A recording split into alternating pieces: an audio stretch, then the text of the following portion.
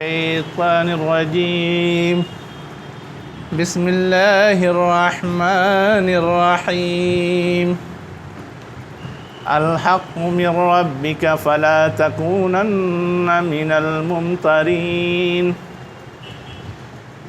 یہ ہمارا سورہ بقرہ چل رہا تھا اور پہلا پارہ پورا ہوا تھا، دوسرا پارہ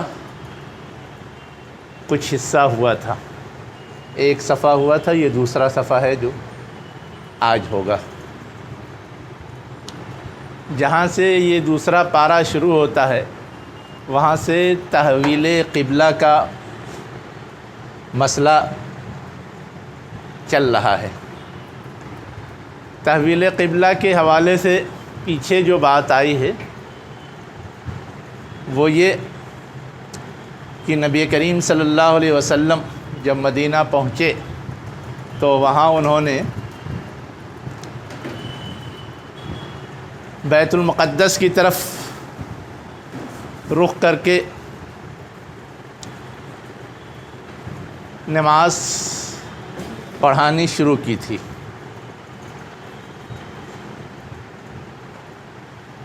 لیکن آپ کی خواہش یہ تھی کہ اصلاً قبلہ خانہ کعبہ یعنی بیت اللہ رہے۔ کچھ وقت گزرنے کے بعد، روایات کے مطابق 2 سال گزرنے کے بعد،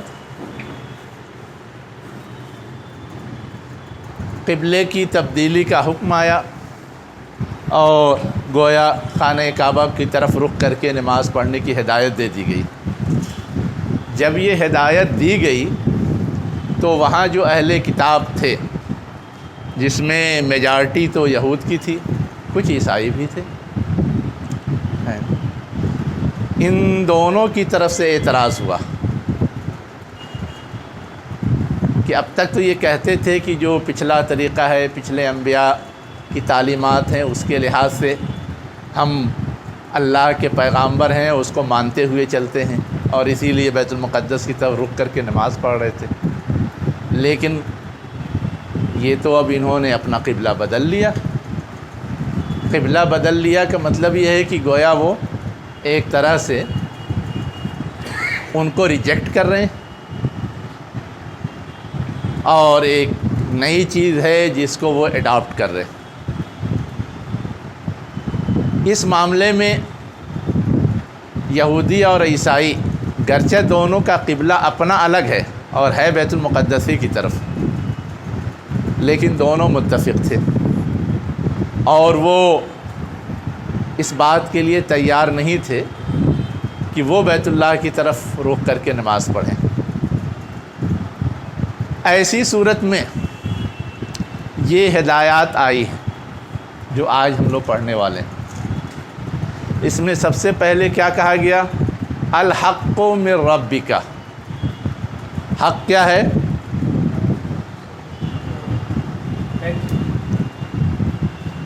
الحق من ربک، حق کیا ہے؟ تیرے رب کی طرف سے۔ حق کا مطلب صحیح بات، یعنی جو صحیح بات تھی وہ تیرے رب کی طرف سے آئی ہے یا تیرے رب کی طرف سے وہ گویا فرض کیا گیا ہے، لازم کیا گیا ہے، عائد کیا گیا ہے۔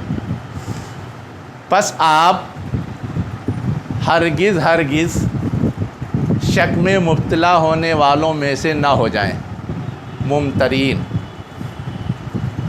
مطلب یہ پروپیگنڈا کر رہے ہیں کہ قبلہ اصلاً بیت المقدس ہے، خانہ کعبہ کیسے ہو سکتا ہے؟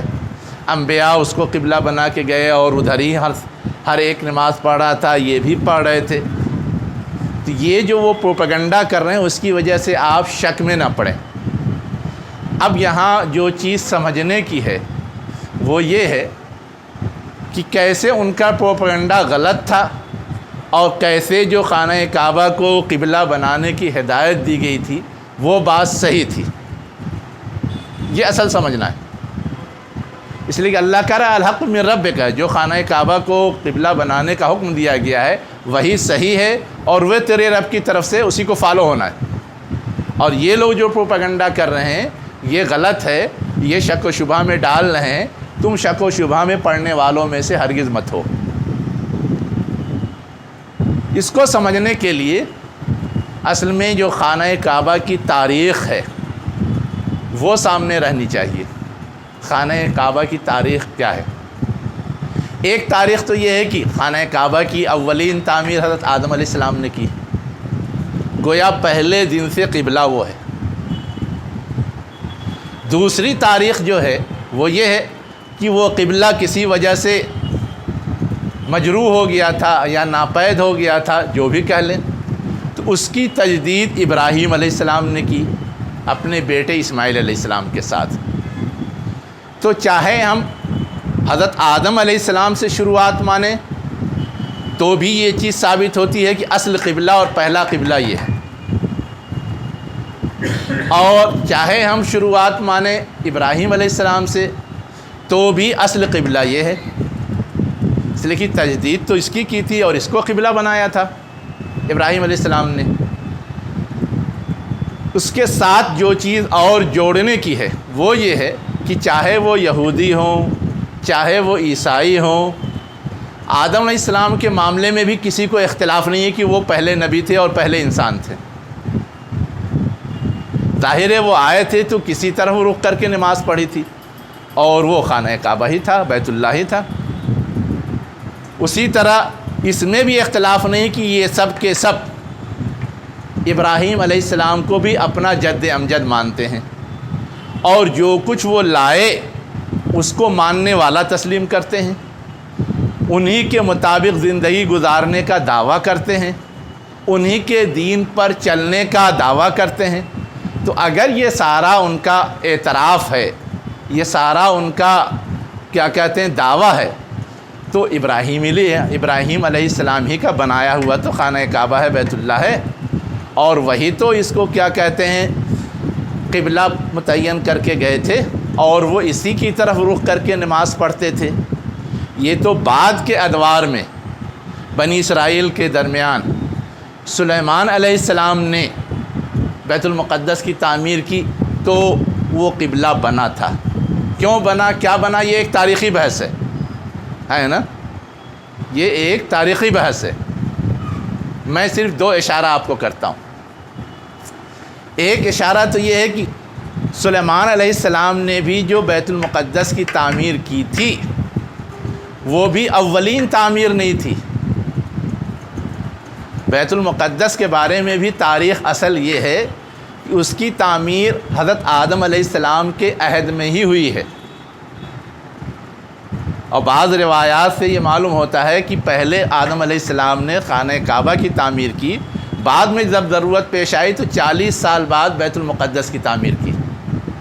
تو وہ تعمیر بھی گویا آدم علیہ السلام کے زمانے سے چلی آ رہی، لیکن اس کو کچھ بھی ہے دوسرا درجہ حاصل ہے، پہلا درجہ حاصل نہیں۔ بعد میں سلیمان علیہ السلام نے اس کی تجدید کی، اب وہ اللہ کی منشا تھی، تجدید کی تو اس کو قبلہ ان لوگوں نے بنایا، اللہ کی ہدایت پہ بنایا، اپنے من سے نہیں بنایا ہے نا۔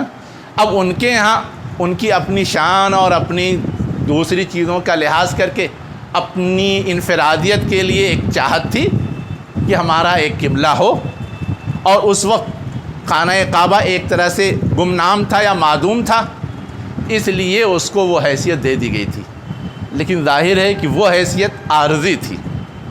اسی لیے جب ابراہیم علیہ السلام کی دعا کے مصداق بن کر کے ہے نا حضور صلی اللہ علیہ وسلم تشریف لائے، تو خود ابراہیم علیہ السلام کے اسوے، نمونے اور ان کے کیا کہتے ہیں اتباع کا تقاضا تھا کہ جو انہوں نے کیا تھا وہ ان کی دعا کے نتیجے میں آنے والا نبی بھی کرے،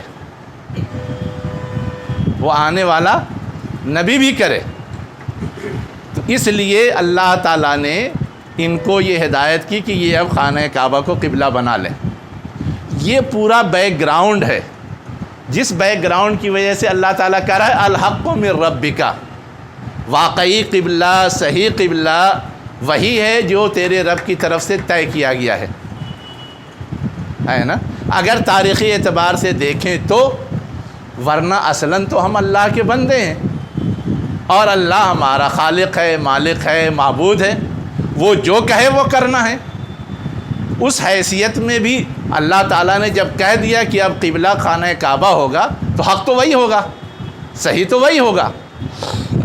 تو اس نقطۂ نظر سے بھی دیکھیں تو، یا تاریخی نقطۂ نظر سے بھی دیکھیں تو کیا ہے، جو آپ کو ہدایت دی گئی ہے وہ بات اپنی جگہ صحیح ہے۔ اس لیے کہا گیا کہ آپ ان کے پروپیگنڈے کے چکر میں کسی شک و شبہ میں مبتلا نہ ہو۔ تو امتراء معنی ہوتا ہے شک میں پڑنا، ہے نا، اسی سے بنا ہوا ممترین ہے، جو شک میں ڈال دیا گیا ہو، جو شک میں ڈھکیل دیا گیا ہو، جو شک میں مبتلا کر دیا گیا ہو، اس میں سے آپ مت ہو جائیے۔ اور ظاہر خطاب تو آپ سے ہے، لیکن ہم اور آپ جانتے ہیں کہ حضور کو اس معاملے میں کوئی فرق نہیں پڑتا کہ کوئی کیا کہتا ہے کیا نہیں کہتا ہے، جو اللہ کا حکم ہے آپ اس کو کرتے ہیں۔ اصلاً یہ تھا کہ مومنین کو کنفیوز کیا جا رہا تھا، مومنین کو شک و شبہ میں ڈالا جا رہا تھا، تو آپ سے خطاب کر کے اصلاً مومنین سے خطاب ہے کہ تم لوگ کسی شبہ میں نہ پڑو، کسی کنفیوژن میں نہ پڑو، ان کے بہکاوے میں نہ آؤ۔ یہ ہے الحق من ربک فلا تکونن من الممترین۔ اب اس کے بعد آگے ایک دوسری بات بتائی جا رہی، وَلِكُلٍّ وِجْهَةٌ، وَلِكُلٍّ وِجْهَةٌ، ہر ایک کے لیے کیا ہے، وجہہ ہے۔ اب یہ وجہہ کیا بلا ہے؟ ہم لوگ بہت معروف لفظ تو جانتے ہیں وجہ، جس کے معنی ہوتا ہے چہرہ، ہے نا، تو جو اس کی اوریجن ہے وہی اس کی بھی اوریجن ہے نا۔ چہرے کو چہرہ کیوں کہتے ہیں، وجہ کیوں کہتے ہیں؟ اس لیے کہ وہ سامنے ہوتا ہے، اس کا رخ ہے نا، وہ اگلا حصہ سمجھا جاتا ہے نا۔ ویسے ہی قبلہ بھی جس چیز کو ہم بناتے ہیں، ہے نا، وہ ہمارے سامنے ہو، ہم تو دور ہیں اس لیے نہیں، ورنہ خانہ کعبہ میں ہو تو جدھر سے بھی کھڑے ہو سامنے اسے ہونا چاہیے، ہے نا۔ تو وجہہ کے اصل معنی آتے ہیں جو چیز سامنے ہو، جدھر رخ کیا جائے، جدھر اپنے آپ کو موڑا جائے، متوجہ کیا جائے۔ تو ہر ایک کے لیے وجہہ ہے کا مطلب ہر ایک کے لیے ایک رخ ہے یا ایک قبلہ ہے۔ اب یہاں ہر ایک سے مراد کون ہے؟ ایک شکل تو یہ ہے کہ ہر انسان مراد لے لیا جائے، دوسری شکل یہ ہے کہ ہر مذہب کے ماننے والے لے لیے جائیں، ہے نا، اس لیے کہ ہر مذہب میں قبلہ رہا ہے، لوگ ادھر رخ کر کے نماز پڑھتے رہے ہیں، ہے نا۔ تو اسی کہا جا رہا ہے کہ ہر ایک کے لیے ایک رخ ہے یا ایک قبلہ ہے، ہوا مولیہا، ہے نا، جس رخ کی طرف وہ کیا کرتا ہے، اپنے آپ کو موڑتا ہے، گھماتا ہے یا پھیرتا ہے یا اس کی طرف متوجہ ہوتا ہے۔ ہوا مولیہا، وہ کا مطلب کل، ہر ایک، مولی رخ کرتا ہے، ہا وجہہ یعنی قبلے کی طرف۔ اب یہ بات جو کہی گئی، کیوں کہی گئی؟ اس لیے کہی گئی کہ ٹھیک ہے، حضور کو حکم دیا گیا کہ خانہ کعبہ کو قبلہ بنائیں، اہل کتاب کو حکم دیا گیا کہ بیت المقدس کو قبلہ بنائیں، دونوں کے لیے قبلہ ہے، ٹھیک۔ تو اصل چیز جو ہے اس کی اہمیت ہے کہ رخ کدھر کریں، یا اصل اہمیت اس چیز کی ہے کہ جس نے ہم کو یہ حکم دیا ہے اس کے حکم کو فالو کریں۔ اہمیت کس کی ہے؟ بیت المقدس کو بھی قبلہ اہل کتاب نے بنایا تو اللہ کے حکم سے بنایا، اور ہم نے قبلہ بنایا خانہ کعبہ کو، وہ بھی اللہ کے حکم سے بنایا۔ تو اصل اہمیت اس گھر کی ہے جو بیت اللہ کہلاتا ہے، اس گھر کی ہے جو بیت المقدس کہلاتا ہے، یا اصل اہمیت اللہ کے حکم کی ہے؟ اگر اللہ حکم نہ دیتا تو ہم اس کی طرف رخ کرتے، چاہے وہ بیت المقدس ہو چاہے وہ خانہ کعبہ ہو۔ تو یہ کہا جا رہا ہے کہ ہر ایک کے لیے ایک رخ ہے جدھر وہ رخ کرتے ہیں، ان کو یہ ہدایت دی گئی، ان کو کہا گیا بیت المقدس کی طرف کرو، ان کو کہا گیا کہ خانہ کعبہ کی طرف کرو۔ ابراہیم علیہ السلام نے اپنی امت کو کہا کہ خانہ کعبہ کی طرف کرو، ہر ایک کے لیے یہ چیز متعین کی گئی، لیکن یہ چیز اصل نہیں ہے، اصل چیز کیا ہے؟ اللہ کا حکم. تو اگلا جملہ کیا کہا گیا؟ فاستبقوا الخیرات، پس تم سبقت لے جاؤ، آگے بڑھنے کی کوشش کرو. کیا کرو؟ سبقت لے جاؤ، آگے بڑھنے کی کوشش کرو. خیرات، خیر کے کاموں میں. یہ اردو والا خیرات نہیں ہے کچھ خرچ کر دو، کچھ دان پن کر دو. یہ بھی آیا عربی ہی سے ہے، لیکن عربی میں خیر کے معنی ہر اچھے کام کے ہوتے ہیں. ہم نماز پڑھتے ہیں وہ بھی خیر ہے، ہم انفاق کرتے ہیں وہ بھی خیر ہے، ہم کسی کو سہارا دے دیتے ہیں، چلتے ہوئے کوئی معذور ہے وہ بھی خیر ہے. ہر چیز خیر ہے. لیکن یہاں پر کیا خیر ہے؟ جو اللہ کا آرڈر ہے اس کو پورا کرنے میں سبقت کرو، ہے نا. یعنی اللہ کا آرڈر تھا کہ بیت المقدس کی طرف رخ کر کے پڑھو، اس کو پورا کرو. پہلے تم کرتے تھے، اللہ کے رسول بھی کرتے تھے، ہے تو کہ اللہ کے رسول نے بھی بیت المقدس کی طرف رخ کر کے پڑھا. اب دوسرا آرڈر آ گیا ہے تو پھر اسی پر اصرار کیوں؟ یہ دوسرا آرڈر کیوں نہیں مانو گے؟ اگر اللہ کا حکم زیادہ اہم ہے تو تم کو پھر اللہ کے حکم کو ماننے کے لیے دوڑ پڑنا چاہیے. یعنی بھول جانا چاہیے کہ بیت المقدس کی طرف رخ کر کے نماز پڑھنا تھا یا نہیں پڑھنا تھا. تم کو اب جب کہہ دیا گیا بیت اللہ کی طرف رخ کر کے نماز پڑھو تو تم اب بیت اللہ کی طرف رخ کر کے نماز پڑھو. تو اصل کرائیٹیریا یا اصل پیمانہ، اصل معیار یہ ہے فاستبقوا الخیرات، پس تم سبقت لے جاؤ نیکی کے کاموں میں، یعنی اللہ کے احکام کو بجا لانے میں، اللہ کی ہدایات کو پورا کرنے میں.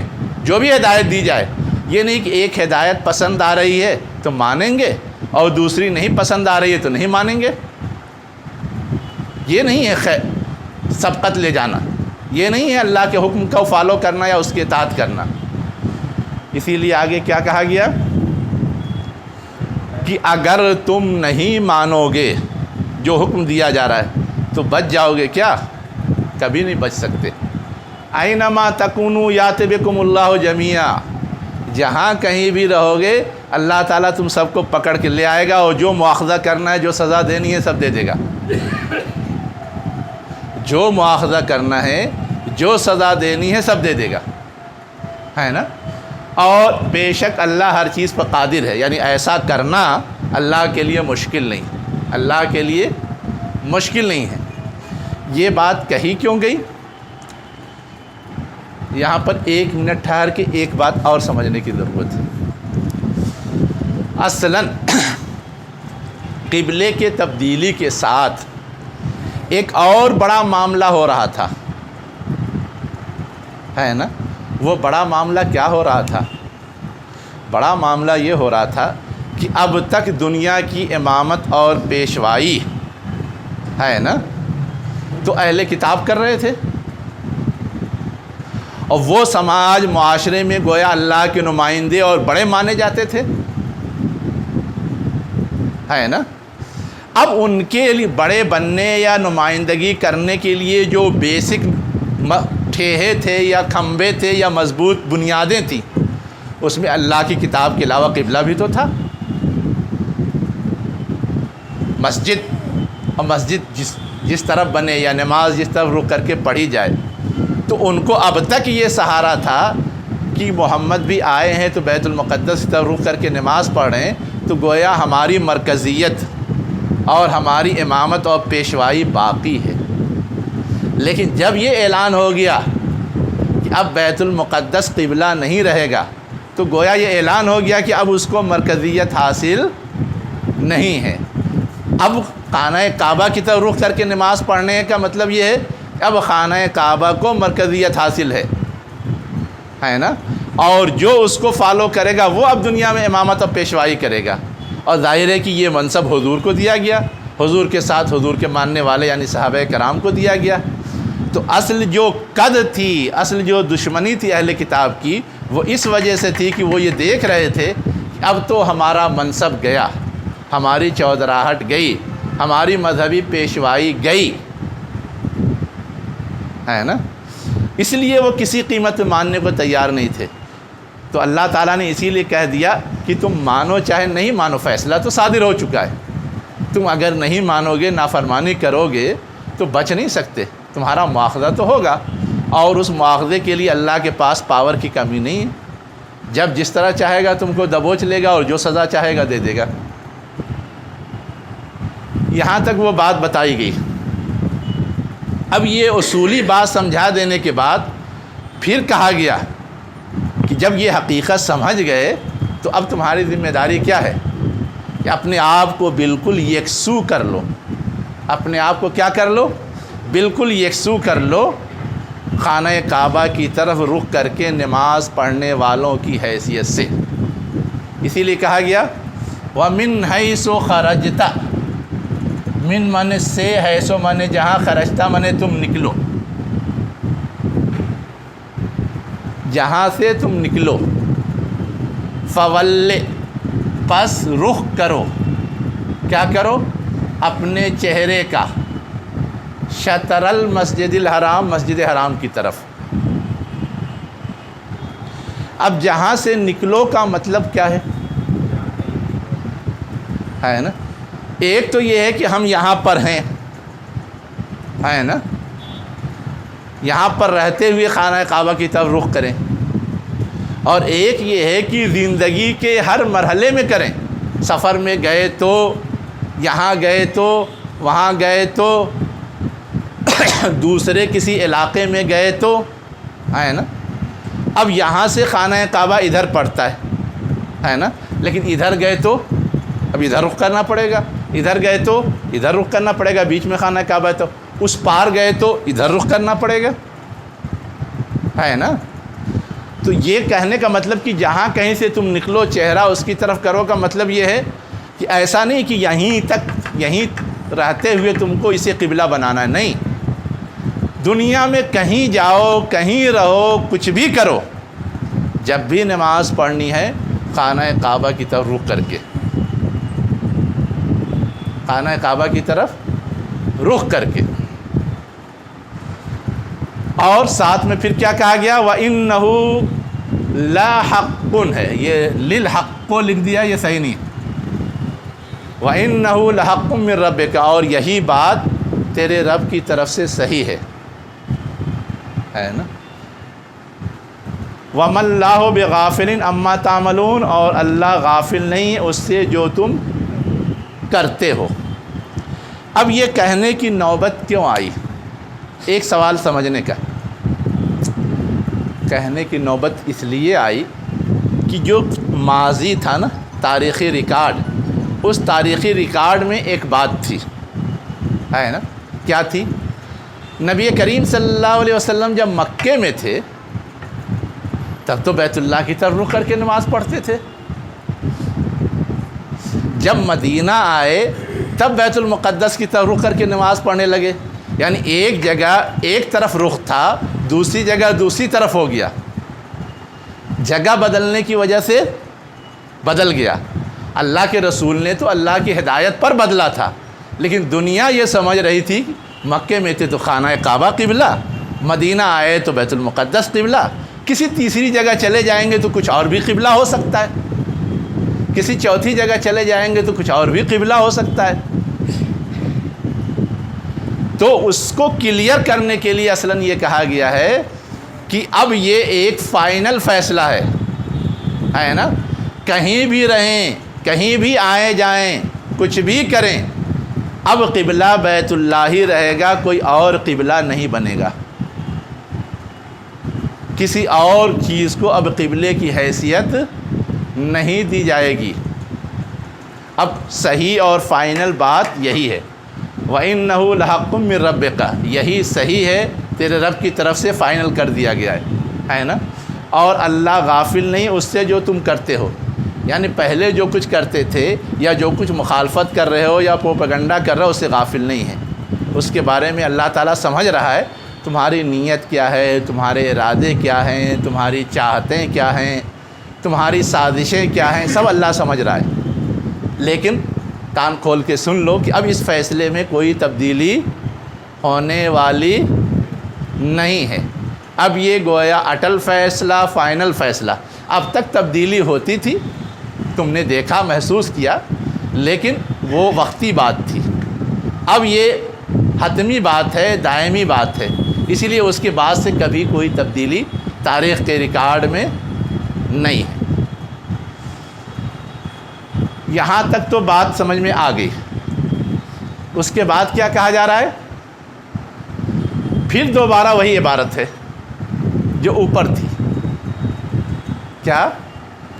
من حیث خرجت، جہاں سے تم نکلو، فول وجہ کا، پس تم رخ کرو اپنے چہرے کا، شطر المسجد الحرام، مسجد حرام کی طرف۔ ٹھیک وہی عبارت ہے نا؟ اچھا، وحیث ما کنتم، اور جہاں کہیں تم ہو، فولوا وجوہکم، پس رخ کرو اپنے چہرے کا، شطرہ، اس کی طرف، یعنی مسجد حرام کی طرف۔ وہ کا مجھ سے مراد کیا ہے؟ مسجد حرام کی طرف رخ کرو۔ سوال یہ ہے کہ یہ دہرایا کیوں گیا؟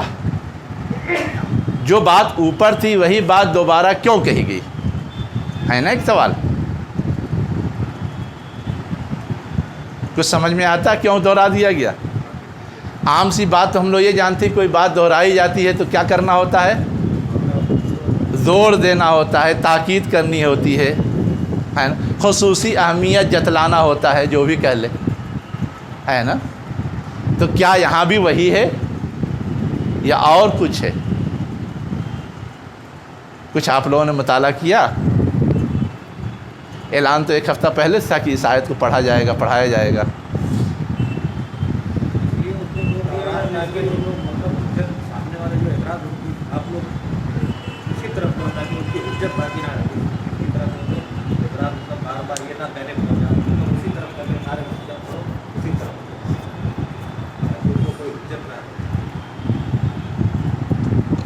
اچھا، اور ہاں آپ کچھ کہہ رہے ہیں؟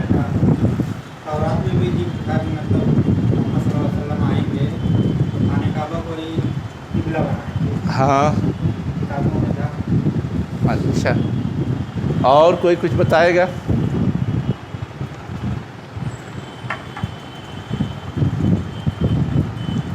اس سے بڑا لطیفہ ان کی مذہبی کتاب کیا ہے؟ تورات ہے نا؟ ان کی مذہبی کتاب انجیل ہے نا؟ نہ تورات میں بیت المقدس کے قبلہ بنانے کا تذکرہ ہے، نہ انجیل میں بیت المقدس کو قبلہ بنانے کا تذکرہ ہے۔ اس لیے کہ تورات تو موسیٰ علیہ السلام پہ آئی تھی، اس زمانے میں تو یہی قبلہ تھا۔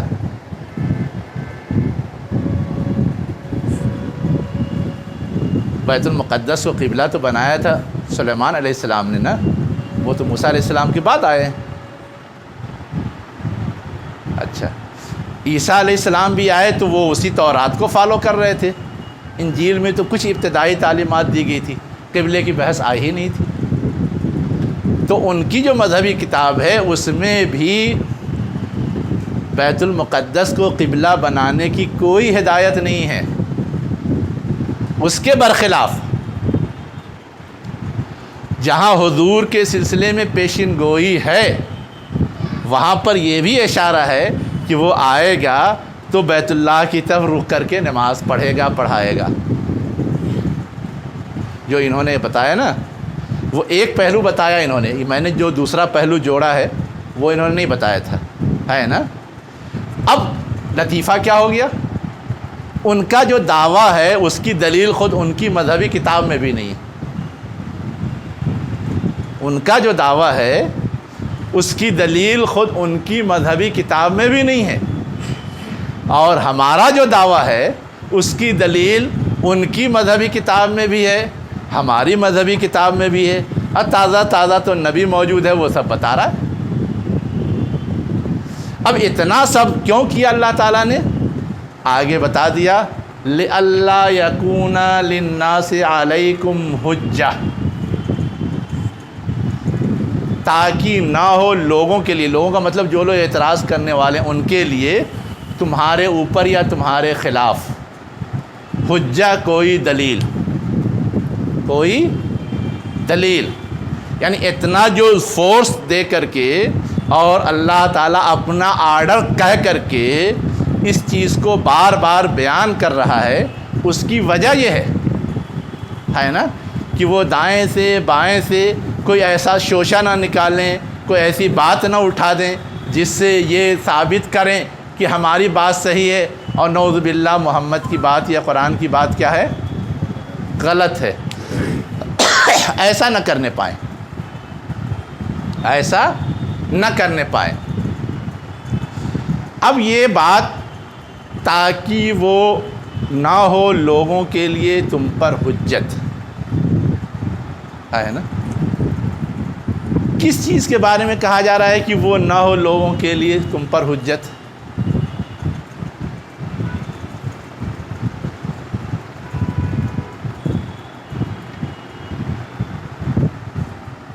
تاکہ نہ ہو لوگوں کے لیے تم پر کوئی حجت یا دلیل، کس چیز کے بارے میں کہا جا رہا ہے؟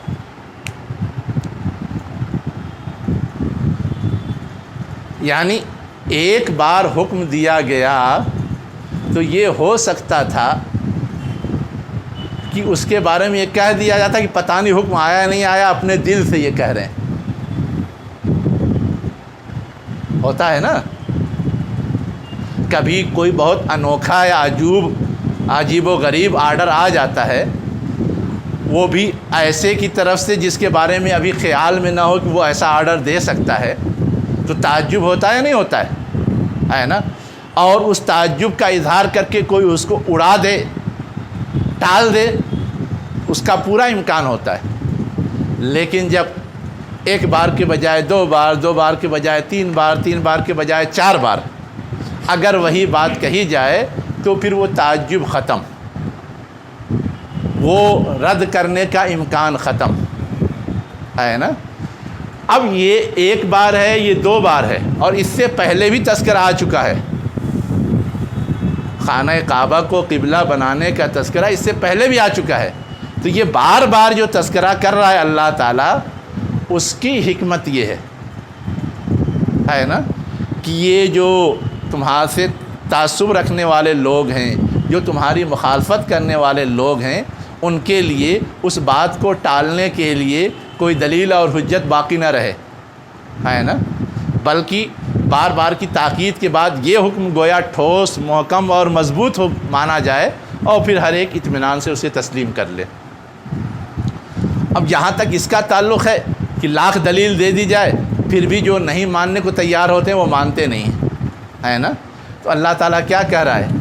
اور سب لوگ تو سمجھ جائیں گے، مان لیں گے، اِلَّا الَّذِينَ ظَلَمُوا مِنْهُمْ، سوائے ان لوگوں کے جنہوں نے ان میں سے ظلم کیا ہے۔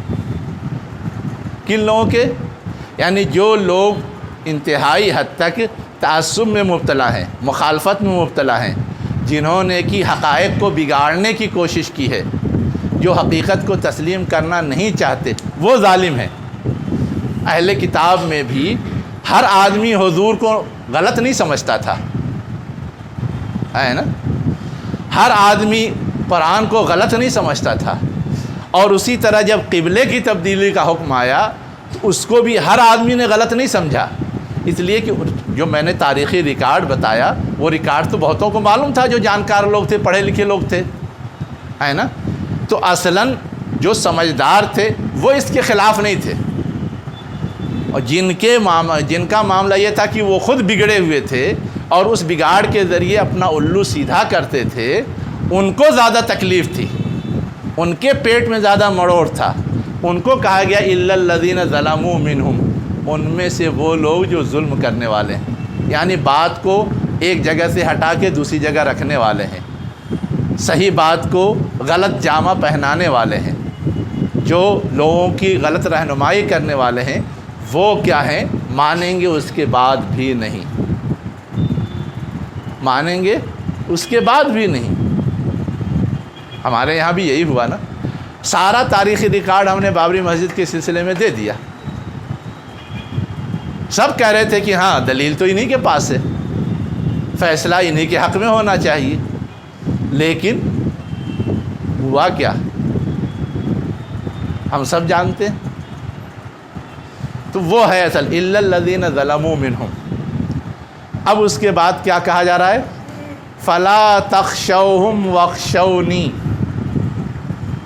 پس تم ان سے نہ ڈرو، مجھ سے ڈرو۔ یعنی حضور اور صحابہ سب کو اب خطاب کر لیا گیا۔ یہیں سے یہ نتیجہ نکلتا ہے کہ اوپر سے جو بات کہی جا رہی ہے وہ صرف حضور کے لیے نہیں تھی، سب کے لیے تھی، اسی لیے یہاں جمع کا صیغہ آ گیا، فلا تخشون، ان سے نہ ڈرو۔ ان سے کا مطلب یہ جو پروپیگنڈا کرنے والے ہیں، مخالفت کرنے والے ہیں، تعصب برتنے والے ہیں، یا تمہارے خلاف محاذ آرائی کرنے والے ہیں، ان سے ڈرنے کی ضرورت نہیں ہے نا۔ جب میرا آرڈر آ گیا ہے تو اسے فالو کرو اور مجھ سے ڈرو۔ اگر اس میں کوئی کوتاہی کرو گے تو کیا ہوگا؟ تم بھی ماخوذ ہو جاؤ گے۔ تم کو تو احسان ماننا چاہیے کہ اللہ تعالیٰ نے تم پر بہت ساری نعمتیں کی۔ یہ جو قبلہ تبدیل کر دیا یہ بھی تم پر اللہ کا انعام ہے، اور اس سے پہلے ایک انعام وہ پہلے کر چکا ہے، وَلِأُتِمَّ نِعْمَتِي عَلَيْكُمْ، تاکہ میں تم پر اپنی نعمت تمام کر دوں، وَلَعَلَّكُمْ تَهْتَدُونَ، اور شاید کہ تم ہدایت پاؤ۔ یعنی یہ جو میں نے قبلہ تبدیل کیا ہے اس کے ذریعے تم کو ایک الگ انفرادی مرکزیت دے دی ہے، یہ نعمت ہے۔ یہ کیا ہے؟ نعمت ہے نا۔ اور اس کے ذریعے تم اپنی صحیح ڈگر پا سکتے ہو، یعنی ماضی سے حضرت آدم سے حضرت ابراہیم سے اپنا سلسلہ جوڑ سکتے ہو، ہے نا۔ تو اب یہ جو نعمت ہے اس کی قدردانی کرو، کسی کے دباؤ میں، کسی کی مخالفت میں پیچھے مت ہٹو اس کو اپنانے سے۔ ہوتا ہے نا کبھی کبھی بہت دباؤ پڑتا ہے تو کاہے کو جائیں لڑنے کے لیے، چھوڑ دیتے ہیں۔ تو دین کے معاملے میں یہ روا نہیں ہے۔ اہل کتاب کو ساتھ لینے کے لیے یا بہت زیادہ خطرہ ہے، وہ ایسی مخالفت کریں گے، ایسا پروپیگنڈا کریں گے، ہوا کھڑا کر دیں گے کہ ہم لوگ ابھی تو نئی قوت ہے، نئی طاقت ہے۔ سن 2 ہجری میں کتنی طاقت ہو گئی تھی اہل ایمان کو، ہے نا۔ کچھ بھی یہ غلط اقدام کر کے ہمارے لیے مسئلہ کھڑا کر سکتے ہیں، اس لیے ٹالو اس مسئلے کو۔ جیسے ہمارے یہاں بابری مسجد کے مسئلے میں لوگوں نے سمجھانے کی کوشش کی تھی، جان کا خطرہ، مال کا خطرہ، وجود کا خطرہ ہے نا، یہ سب ہے، اسی لیے سمجھوتا کر لینا چاہیے۔ فسادات کا سلسلہ رک جائے گا، دوسری مساجد محفوظ ہو جائیں گی، ہے نا، اس لیے سمجھوتا کر لینا چاہیے۔ انسانی جان کی قیمت اللہ کے گھر سے زیادہ ہے نا، اس لیے سمجھوتا اس طرح کی دلیلیں دے دے کر کے ہم لوگوں کو یا مسلمانوں کو رام کرنے کی کوشش کی گئی تھی۔ تو ہر زمانے میں اس طرح کے عناصر رہے ہیں، ہے نا، اور وہ ڈرا دھمکا کر کے یا دباؤ بنا کر کے غلط بات منوانے کی کوشش کرتے ہیں۔ لیکن ظاہر ہے کہ نہ اس زمانے میں وہ ماننا روا تھا اور نہ آج وہ ماننا روا تھا، اسی لیے ہمارے سواد اعظم نے اس کو مان کے نہیں دیا۔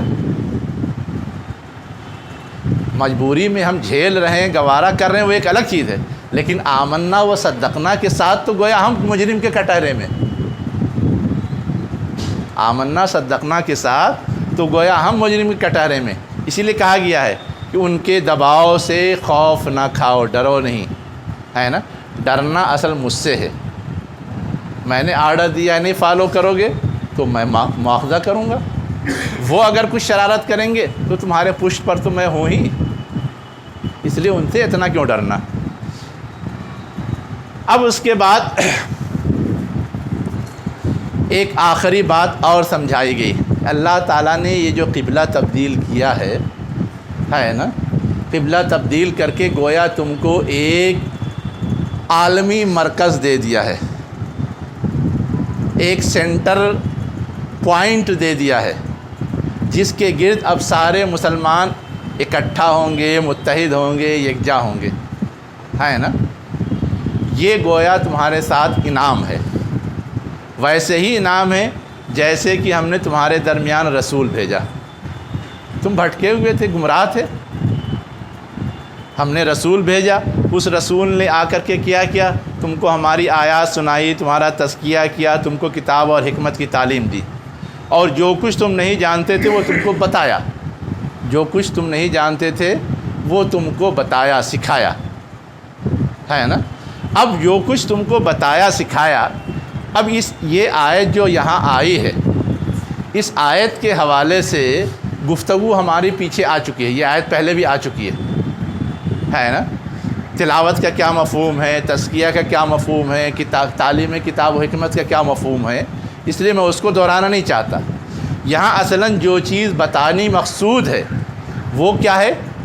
مقصود یہ ہے کہ اللہ تعالیٰ نے نبی کریم صلی اللہ علیہ وسلم کو تمہارے درمیان بھیج کر کے تم کو جو راہ ہدایت دی اور اس کا انتظام کیا، اور اس کے ذریعے تم کو ایک عالمی امت بنایا، یہ اللہ کا انعام ہے۔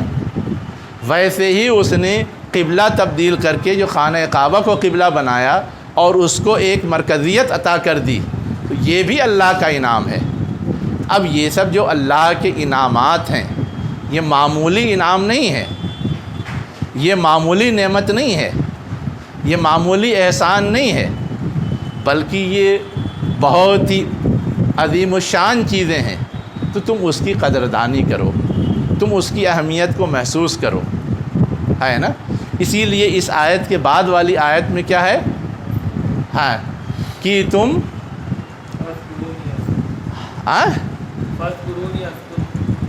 اور بھی اس سے پہلے کچھ ہے۔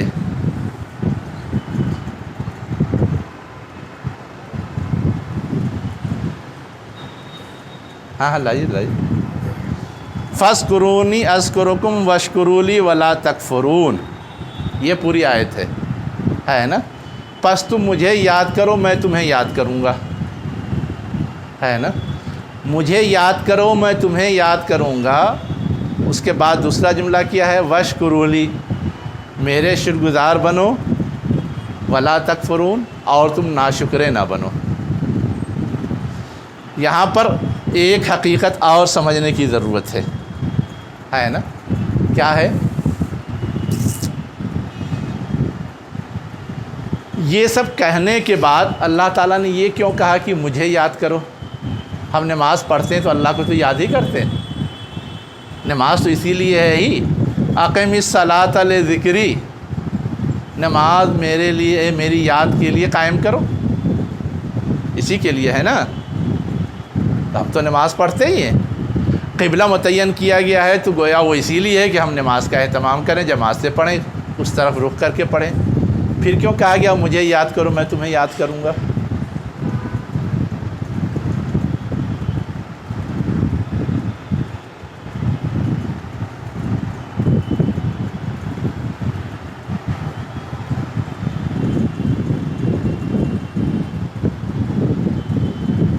سوال سمجھ میں آ رہا ہے؟ مشکل سوال ہے یا آسان ہے؟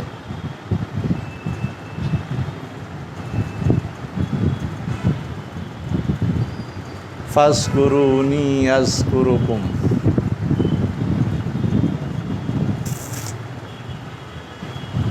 اصل چیز اس وقت سمجھ میں آئے گی جب ہم ذکر کا تذکرہ جہاں جہاں آیا ہے اس کو سامنے رکھیں گے، ہے نا۔ جہاں جہاں ذکر کا تذکرہ آیا ہے وہاں قیاما وقعودا وعلی جنوبہم سب ہے۔ اب نماز تو ہم علی جنوبہم پڑھتے نہیں ہیں، پڑھتے ہیں، جم کے معنی ہوتے ہیں بغل کے، جنوب اس کی جمع ہے، اپنے بغلوں کے اوپر مطلب لیٹے ہوئے، سوئے ہوئے ہم نماز تو نہیں پڑھتے، لیکن سوئے ہوئے ہم اللہ کو یاد کرتے ہیں۔ جہاں صلاۃ خوف کا تذکرہ ہے نماز میں، قرآن میں، ہے نا، وہاں یہ ہے کہ جب تم نماز پوری کر چکو تو بھی کیا کرو؟ اللہ کو یاد کرو، کھڑے، بیٹھے اور اپنے بغلوں کے اوپر یا لیٹے ہوئے۔ اب نماز پوری کرنے مطلب کہ نماز کے جو اوقات ہیں، نماز کی جو مقدار ہے وہ تو ایک طے شدہ ہے نا،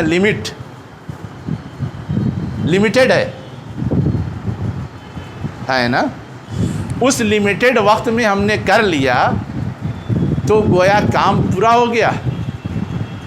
جس طرح اوروں کیا ہوتا ہے، گرجا گھر چلے گئے، چرچ چلے گئے، کچھ کر کے چلے آئے، اس کے بعد کوئی ذمہ داری نہیں محسوس کرتے، سب کام کمپلیٹ. مندر ہو کر کے آ گئے یا اور اسنان کر کے آ گئے، کام کمپلیٹ. لیکن اسلامی اسپرٹ اور اسلامی روح یہ نہیں ہے.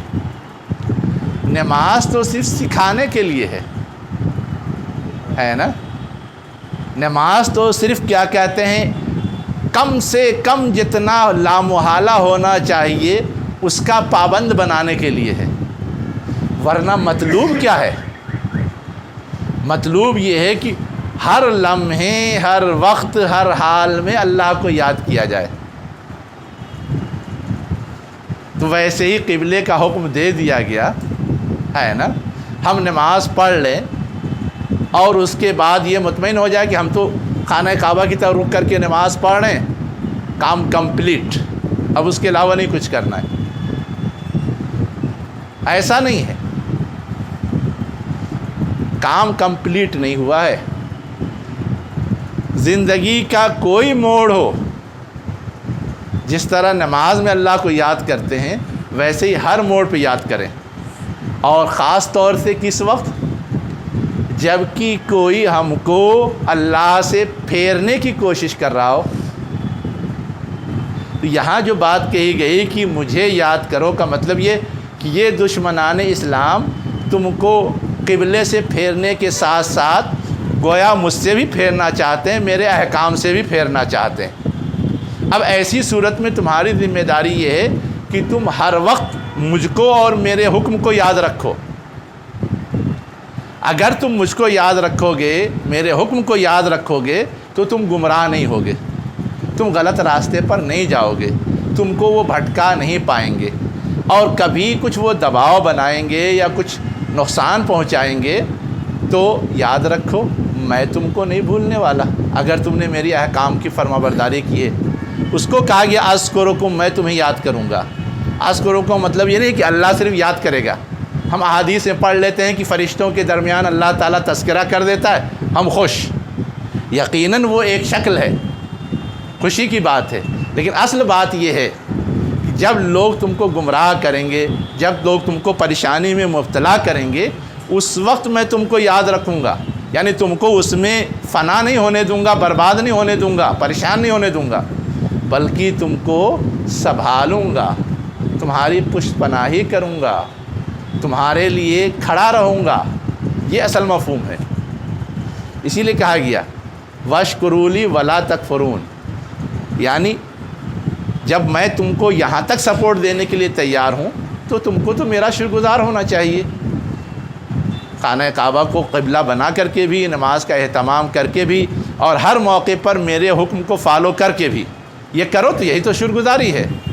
اور نہیں کرو گے تو گویا تم گئے بھٹک گئے، کافر ہو گئے، ہے نا. لیکن ایسا مت کرو، یہ سمجھایا گیا ہے. یہ تو پوری آیات کا مفہوم ہوا. اب اس میں ہمارے لیے گائیڈ لائن کیا ہے؟ 3 باتیں، ڈھونڈے سے تو اور بھی مل جائے گی. پہلی بات کیا ہے کہ اللہ کی ہدایات ٹھوس بنیادوں پہ ہوتی ہیں، اور جو دشمنان اسلام ہیں ان کا پروپیگنڈا ہمیشہ جھوٹا ہوتا ہے، کوئی بیس نہیں ہوتی. ہم اگر بیس کو پکڑ کر کے چلیں تو پھر ہم اس پروپیگنڈے سے محفوظ رہ سکتے ہیں. جیسے تحویل قبلہ کے معاملے میں یہ جو کہا گیا الحق من ربک، اور پورا تاریخی تناظر اور اللہ کے حکم کی اہمیت بتا کر کے سمجھایا گیا. ایک بات. دوسری بات جو اس میں سمجھائی گئی وہ یہ ہے کہ ظاہر پرستی نہیں چاہیے. یہ قبلہ کہ وہ قبلہ، اس جگہ کی اپنی کوئی اہمیت نہیں ہے، اصلاً اللہ کے آرڈر کی اہمیت ہے. جب آرڈر تھا بیت المقدس کا اس کی اہمیت تھی، جب آرڈر آ گیا خانہ کعبہ کا اس کی اہمیت ہے. اصل اہمیت اس کی ہے. اس لیے ہمیشہ ہر معاملے میں یہ دیکھنا چاہیے کہ ظاہر پرستی، رسم پرستی، ہم اس چکر میں نہ پڑیں. ہم دیکھیں اللہ کا اصل حکم کیا ہے، اللہ کی اصل ہدایت کیا ہے، اور اس کو ہم کیسے فالو کر سکتے ہیں، اس میں ہم کیسے دوسروں سے آگے بڑھ سکتے ہیں. یہ فاستبقوا الخیرات. اور تیسری بات جو بتائی گئی وہ یہ ہے کہ اگر ہم کو اللہ کے احکامات کی پیروی کرنے میں کبھی کسی مخالفت کا سامنا ہوتا ہے تو اس مخالفت کے سامنے جھک نہ جائیں، ہے نا. کہاں ہے یہ؟ فلا تخشوہم، تم ان سے نہ ڈرو، ان سے نہ دبو، ان کے سامنے نہ جھکو، ان سے خوف نہ کھاؤ، ہے نا. بلکہ ہم استقامت کا ثبوت دیں اور یہ سمجھیں کہ اگر ہم جھکے تو خود اپنے آپ کو تباہ و برباد کر لیں گے. اس لیے اللہ کی طرف ہی راغب رہیں اور اللہ کی مدد سے ان کا مقابلہ کریں. یہ تیسری بات ہے جو اصولی طور پہ یہاں بتائی گئی ہے. وآخر دعوانا ان الحمد للہ رب العالمین.